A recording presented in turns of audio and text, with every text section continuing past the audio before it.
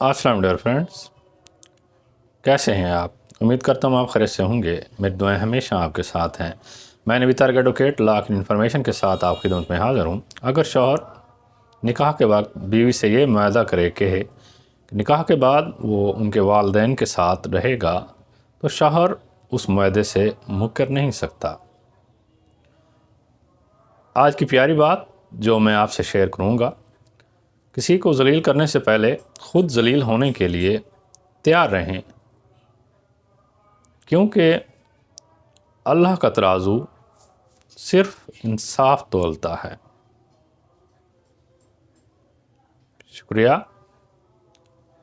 अपनी प्यारी दुआओं में मुझे याद रखिएगा।